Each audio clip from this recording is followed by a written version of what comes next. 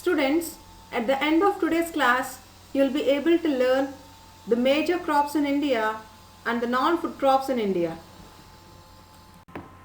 Students, one of the important crops in India is oilseeds. India has already started the yellow revolution to increase the production of edible oil. So, it has started producing the edible oil seeds production in India. So those are groundnut, mustard, coconut, sesame or sesamum. It is also can be called till, soya bean, castor seeds, which you can see in this picture, cotton seeds, linseed and sunflower. Most of these are edible oils. Out of the seeds we get edible oils and are used for cooking mediums. But some of them are also used for lubricants. For example, castor seeds. From the castor seeds you get castor oil, which is a lubricant. They'll use this oil for oil in the industries or else for the machinery or else in the cars, buses, trains, etc. as a lubricant. And some are used as raw materials in the production of soap, cosmetics and ointments. The waste of these oil seeds can be used in production of soaps, cosmetics and ointments. So these oil seeds cover approximately 12% of the total cropped area in our country. So 12% of the area we have spared for the production of oil seeds. So among this, the most important crop is groundnut. Let us discuss in detail. The most important crop in oilseeds is groundnut. India occupies the second place in the production of groundnut in the world, next after China. So groundnut is a kharif crop and it accounts about half of the major oilseeds produced in the country. We get 50% of the edible oil from the groundnut only.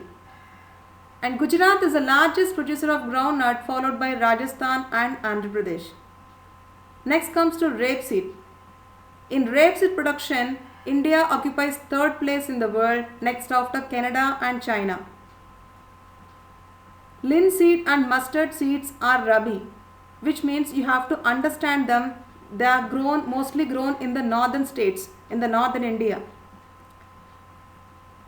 Now comes to sesame. Sesame is a kharif crop in the north, whereas it's a rabi crop in the south. Because Rabi is mild climatic conditions. In the Rabi season in India, we have a mild summer. So we can grow the sesame in the Rabi season. And comes to last one, castor seeds. Castor seeds can be grown both as Kharif and Rabi season.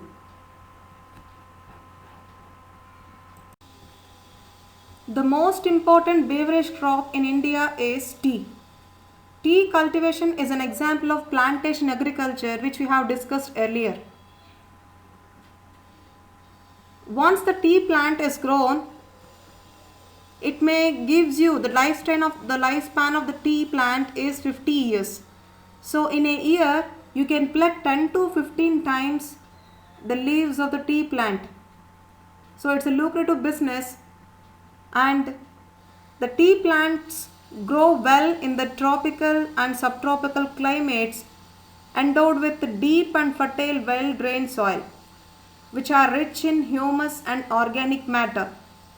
So, tea bushes require warm and moist frost-free climate all through the year. It requires moist, frost-free climate and frequent showers. So frequent showers should be evenly distributed over the year. So all round the year it requires frequent showers.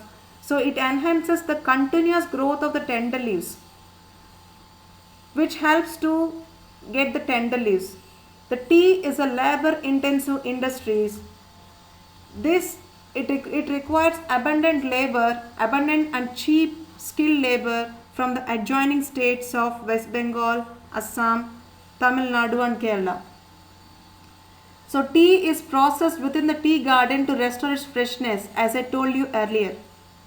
The major tea producing states are Assam, hills of Darjeeling, Jalpaiguri districts in West Bengal, Tamil Nadu and Kerala. Apart from this, Himachal Pradesh, Uttarakhand, Meghalaya, Andhra Pradesh and Tripura are also tea producing states in the country. So in 2016, India occupies second place in the tea production in the world, next after China. But China produces green tea. India produces black tea, whereas Sri Lanka produces brown tea. So Indian tea is much tastier when compared to brown tea and green tea. The process of this tea is different because due to the areas they have grown.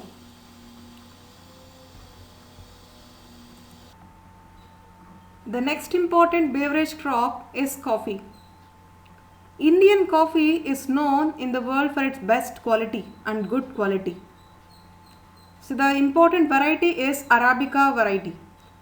The Arabica variety initially brought down from the Yemen and now it is produced in the country. This variety has a great demand all over the world. So initially its cultivation was introduced on the Baba Budan hills and even today its cultivation is confined to the Nilgiris in Karnataka, Kerala and Tamil Nadu. So now you can see the picture, the berries of the coffee. After the ripening of the berries, they remove the pulp. Then the seeds are left over.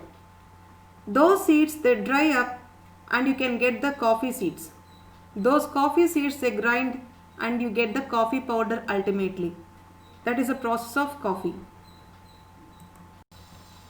Here comes horticulture. Horticulture is nothing but the production of fruits and vegetables. India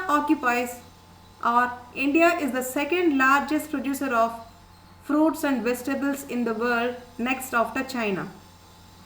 So India grows fruits or the vegetables both in tropical and subtropical areas. So we grow both tropical fruits and subtropical fruits or temperate fruits.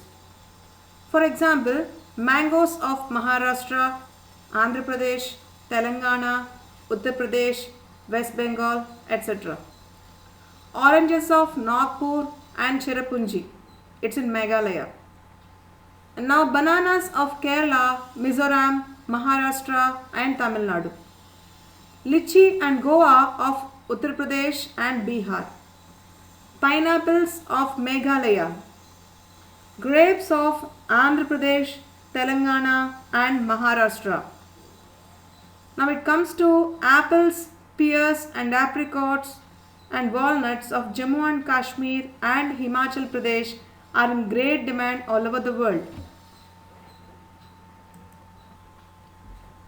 Now come to non-food crops, that is rubber.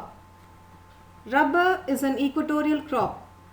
It grows well in equatorial type of climatic conditions. But under special conditions, it also can be grown in tropical and subtropical areas in India.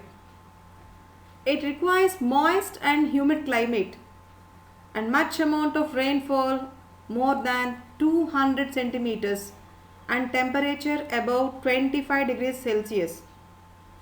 Rubber is an important industrial raw material. It is mainly grows in Kerala, Tamil Nadu, Karnataka, Andaman and Nicobar Islands and Garo hills of Meghalaya.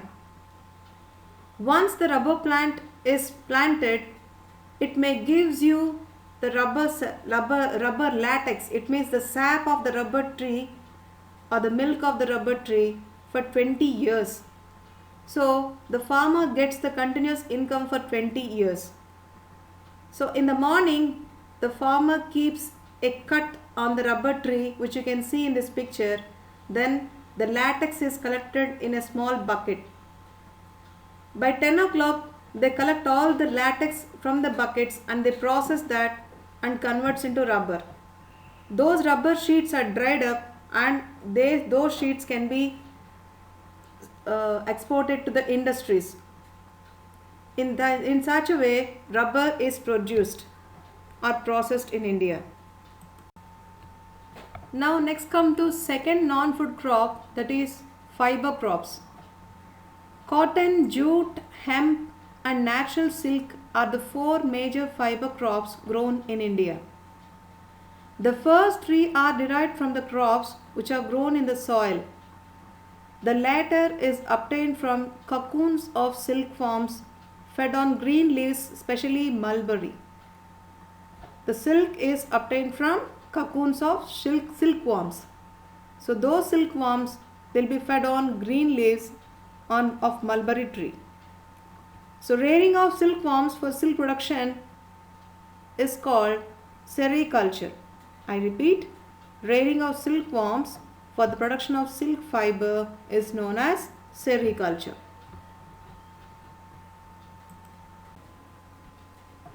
Now first plant that comes under non-food crops or fiber crops is cotton.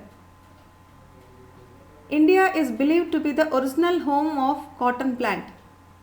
Cotton is one of the main raw materials for cotton textile industry. So cotton grows well in drier parts of the black cotton soil of Deccan Plateau. India was second largest producer of cotton next after China. So cotton is a kharif crop. It requires 6 to 8 months to mature. It requires high temperature, light rainfall or irrigation, 210 frost-free days and bright sunshine for its growth. The major cotton producing states are Maharashtra, Gujarat, Madhya Pradesh, Karnataka, Andhra Pradesh, Telangana, Tamil Nadu, Punjab, Haryana and Uttar Pradesh. Jute is the third fiber crop. It is also known as golden fiber due to its color.